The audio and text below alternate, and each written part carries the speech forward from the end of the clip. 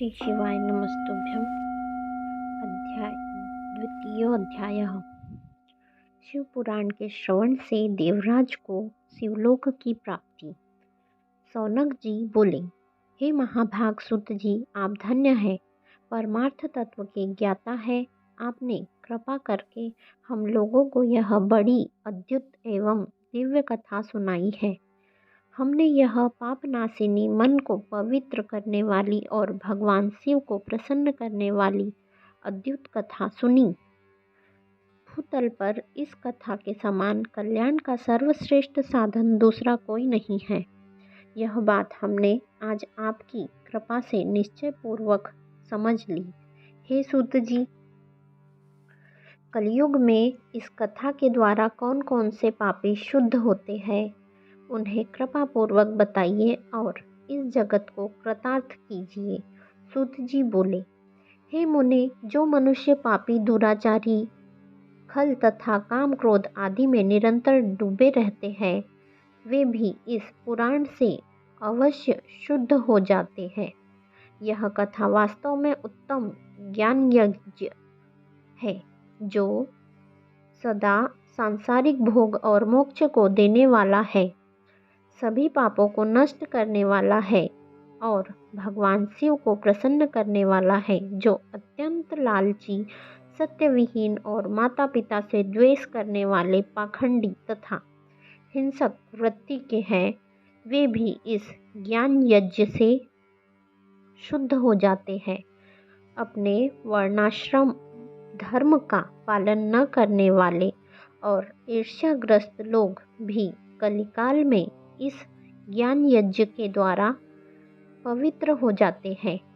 जो लोग छल कपट करने वाले, क्रूर स्वभाव वाले और अत्यंत निर्दयी हैं, कलयुग में वे भी इस ज्ञान यज्ञ से शुद्ध हो जाते हैं। ब्राह्मण के धन से पलने वाले तथा निरंतर व्यभिचारण परायण जो लोग हैं, वे भी इस ज्ञान यज्ञ से इस कलिकाल में भी पवित्र हो जाते हैं। जो मनुष्य सदा पाप कर्मों में लिप्त रहते हैं, सठ और अत्यंत दूषित विचार वाले हैं, वे कलयुग में भी इस ज्ञान यज्ञ से निर्मल हो जाते हैं। दुश्चरित्र, दुर्बुद्धि, उद्विग्न चित्त वाले और देवताओं के द्रव्य का उपभोग करने वाले पापी जन भी कलिकाल में भी इस ज्ञान यज्ञ से पवित्र हो जाते हैं। इस पुराण के श्रवण का पुण्य बड़े बड़े पापों को नष्ट करता है, सांसारिक भोग तथा मोक्ष प्रदान करता है और भगवान शंकर को प्रसन्न करता है। इस संबंध में मुनिगण इस प्राचीन इतिहास का उदाहरण दिया करते हैं। इसके श्रवण मात्र से पापों का पूर्णतया नाश हो जाता है। पहले की बात है, किरातनगर में एक ब्राह्मण रहता था, जो अज्ञानी, दरिद्र, रस बेचने वाला तथा वैदिक धर्म से विमुख था। वह स्नान, संध्या आदि कर्मों से भ्रष्ट हो गया था और वैश्यवृत्ति से तत्पर रहता था। उसका नाम था देवराज।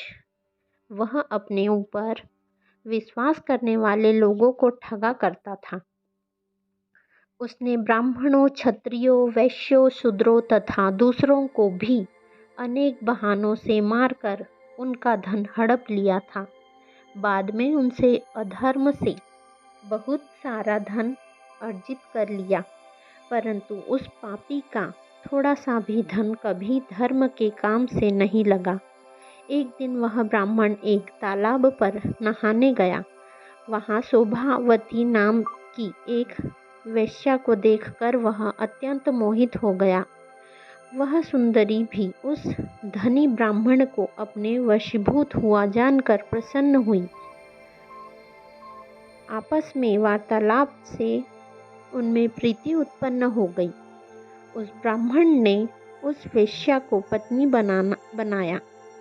बनाना तथा उस वेश्या ने उसे पति बनाना स्वीकार कर लिया। इस प्रकार कामवश होकर वे दोनों बहुत समय तक विहार करते रहे। बैठने, सोने, खाने पीने तथा क्रीड़ा में वे दोनों निरंतर पति पत्नी की तरह व्यवहार करने लगे। अपने माता पिता तथा पत्नी के बार बार रोकने पर भी पाप कृत्य में संलग्न वह ब्राह्मण उनकी बात नहीं मानता था। एक दिन रात्रि में उस दुष्ट ने ईर्ष्यावश अपने सोए हुए माता पिता और पत्नी को मार डाला और उनका सारा धन हर लिया। वेश्या में आसक्त चित्त वाले उस कामी ने अपना और पिता आदि का सारा धन उस वेश्या को दे दिया। वह पापी अभक्ष्य भक्षण तथा मद्यपान करने लगा और वह नीच ब्राह्मण उस वेश्या के साथ एक ही पात्र में सदा झूठा भोजन करने लगा। एक दिन घूमता घामता वह दैव्य योग से प्रतिष्ठानपुर झूसी प्रयाग, ये देखिए झूसी प्रयाग में ये जगह स्थित है, झूसी प्रयाग में जा पहुंचा। वहां उसने एक शिवालय देखा जहां बहुत से साधु महात्मा एकत्र हुए थे। देवराज उस शिवालय में ठहर गया और वहां उस ब्राह्मण को ज्वर आ गया। उस ज्वर से उसको बड़ी पीड़ा होने लगी। वहां एक ब्राह्मण देवता शिव पुराण की कथा सुना रहे थे। ज्वर में पड़ा हुआ देवराज ब्राह्मण के मुखारबिंद से निकली हुई उस शिव कथा को निरंतर सुनता रहा। एक मास के बाद वह ज्वर से अत्यंत पीड़ित होकर चल बसा। यमराज के दूत आए और उसे पासों से बांधकर बलपूर्वक यमपुरी में ले गए। इतने में ही शिवलोक से भगवान शिव के पार्षदगण आ गए। उनके गौर अंग कर्पूर के समान उज्ज्वल थे, हाथ त्रिशूल से सुशोभित हो रहे थे। उनके संपूर्ण अंग भस्म में उद्दासित थे और रुद्राक्ष की मालाएं उनके शरीर की शोभा बढ़ा रही थी। वे सब के सब क्रोध करते हुए यमपुरी में गए और यमराज के दूतों को मार पीट कर बारंबार धमकाकर उन्हें देवराज को उनके चंगुल से छुड़ा लिया और अत्यंत अद्भुत विमान पर बैठाकर जब वे शिवदूत कैलाश जाने को उद्यत हुए, उस समय यमपुरी में बड़ा भारी कोलाहल मच गया। उस कोलाहल को सुनकर धर्मराज अपने भवन में बाहर आए।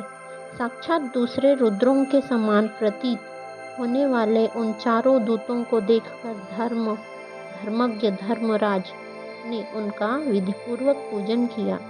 यम ने ज्ञान दृष्टि से देखकर सारा वृतांत जान लिया। उन्होंने भय के कारण भगवान शिव के उन महात्मा दूतों से कोई बात नहीं पूछी। यमराज पूजित तथा प्रार्थित होकर वे शिवदूत कैलाश को चले गए और उन्होंने उस ब्राह्मण को दया सागर सांब शिव को दे दिया। शिव पुराण की यह परम पवित्र कथा धन्य है, जिसके सुनने से पापी जन भी मुक्ति के योग्य बन जाते हैं। भगवान सदाशिव के परम धाम को वेदज्ञ सभी लोकों में सर्वश्रेष्ठ बताते हैं। ब्राह्मण, क्षत्रिय, वैश्य, शूद्र तथा अन्य प्राणी, यहाँ तक कि जिस पापी ने धन के लोभ से अनेक लोगों की हत्या की तथा अपने माता पिता और पत्नी को भी मार डाला, वह वैश्यागामी शराबी ब्राह्मण देवराज भी इस कथा के प्रभाव से भगवान शिव के परम धाम को प्राप्त कर तत्क्षण मुक्त हो गया। इस प्रकार श्री स्कंद महापुराण के अंतर्गत शिव महापुराण महात्म्य में देवराज मुक्ति वर्णन नामक दूसरा अध्याय पूर्ण हुआ। श्री शिवाय नमस्तुभ्यम। आगे आने वाले अध्याय के लिए बेल आइकन प्रेस कीजिए। कल हम तृतीय अध्याय पढ़ेंगे जिसमें चंचुला का पाप से भय एवं संसार से वैराग्य।